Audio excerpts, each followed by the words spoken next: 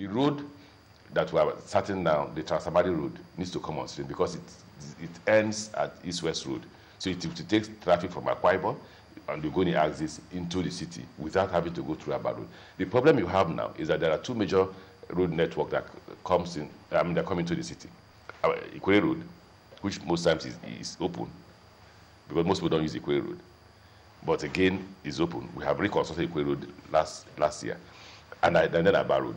Now, those two road networks cannot solve the problem of transportation in the city. So you must do M1, you must do M10. M10 starts from the airport and takes you to the seaport. Then you must do the Trans-Amadi road that evacuates traffic to East-West Road. And then there is another road that we're doing now, which should be completed in the next 6 months if we fund the contractor JDP, with a flyover, 2 major bridges and all that. Once one of the contractors has finished his own bridge, the other contractor is battling to finish. He says he's funding. We intend to fund them this month. If in 6 months they finish that road, then it will ease traffic for those who are going this way, because all they need to do is get into Abloma Madiama Road, which is called Otopito Road, and it takes you straight to Abajo, which is on East West Road, and you're out of the city. So you need to build M10, M1, complete the Trans-Amadi road that we're just starting, complete the one that we started last year, which is nearing completion, and traffic in Port Harcourt will ease off. But this monorail project, because you said in town hall meeting that you finish the first and second, in fact that you deliver those ones before you leave office. Of course. What stage is the project now? It depends on what you call what stage. If it is the one we call the first phase, which terminates just here, and which I say is a political monorail, that one, by February, you will see if the what they call them, the professionals, the experts will accept by suggestion, you'll see the trains on top by February. Because by February, we are finished with the, what do you call it, with the tracks. So just to put the coaches on top. But that's not the completion. The completion is that you must therefore build the stations. The construction of the 3 stations will end September next year. So effectively, by September next year, you would have finished that first phase. But that is political. It leads to nowhere. It just takes you from town to UTC. Nobody lives in UTC. It's a business area. Now you need to drive it up to, say, Water Lines, for instance. That's where we're heading to. That gives you 7 kilometers of monorail. That's the one I call the economic monorail. That's the one that will start early next year and end 2015 before I leave office. But is it true that you spent 11 billion naira so far? No, more than that. The whole project is 76 billion. We're not building road. It's 76 billion. And we've done close to 20 something billion. Are you seeking to any bonds? Yeah, we are. In fact, yesterday I was therefore determined. You know, you govern according to the people's opinion. Now, when you hear Rivers people talk about borrowing money, they are frightened. They just think that we shouldn't borrow. But at this point, my mind told me, if you must complete M1, if you must also complete the Trans-Amadi road, and you must complete M10, then you need to borrow. We've gone to bond market for 250 billion, for which 100 billion is ready. But we have refused to close because we've been listening to the public. Borrow, don't borrow, borrow, don't borrow. We finished documentations, everything, just say, go. In fact, as at this last month, we had put in the sinking fund, which is the fund you must keep money to show that you can repay money, 7 billion naira. As at last month, they bring out the money, and they return the money to us. But I think that by January, we should take the 100 billion. And once we finish spending it, next year's budget, we should take another 150 billion to make it the 250 billion we said we want to take. Well, the way it is now, because we went around and some other places which we saw some markets. We had to drive through a market in a neighborhood where we understand you grew up in. That's Diobu.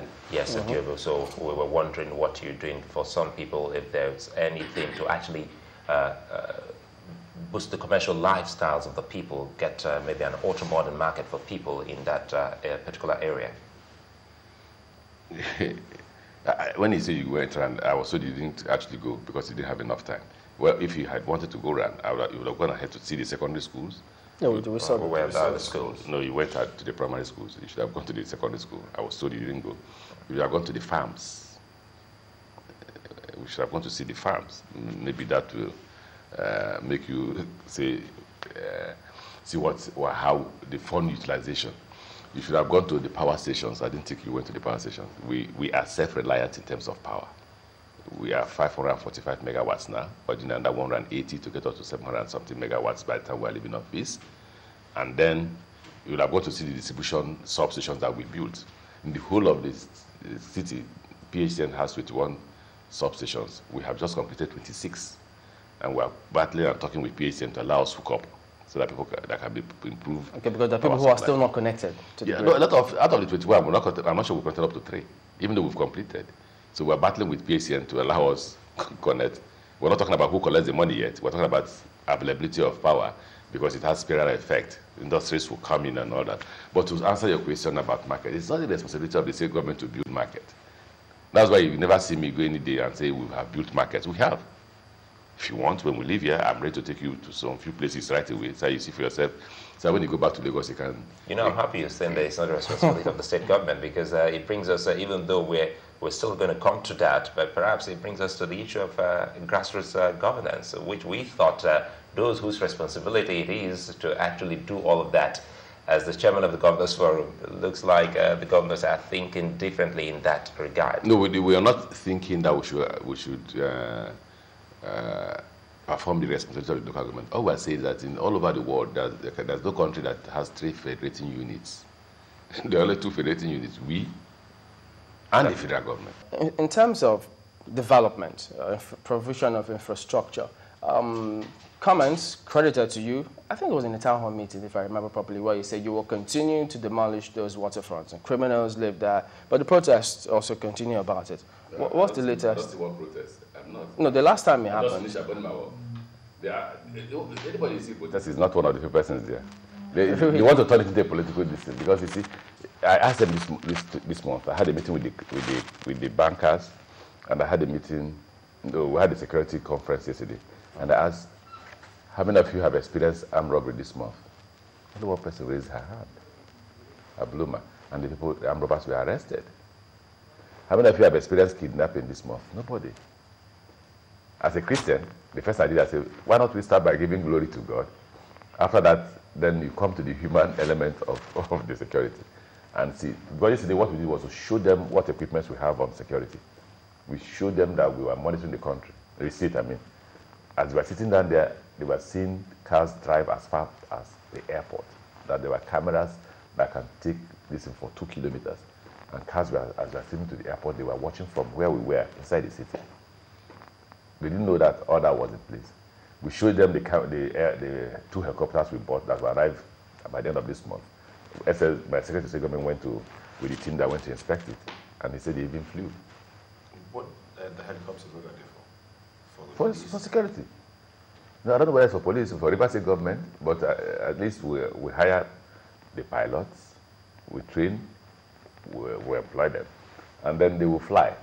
A monitor will be with the Commissioner of Police, a monitor will be with the Brigade Commander, a monitor will be in Government House. So it's not a matter of police are taking bribe, because as you're seeing here in Government House, the Commissioner of Police is seen, the Brigade Commander is seen, the Director of SSS is seen at the same time, real time.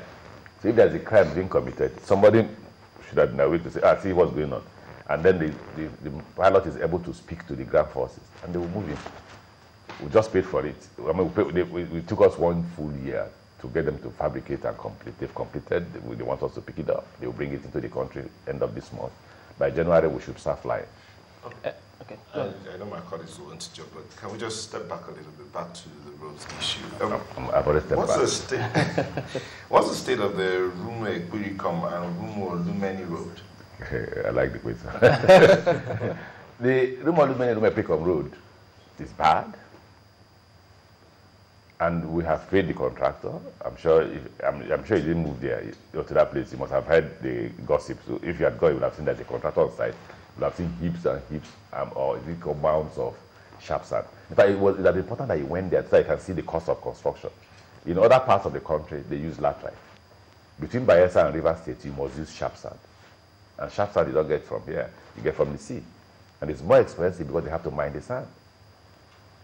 If you don't do that, you won't get the sand.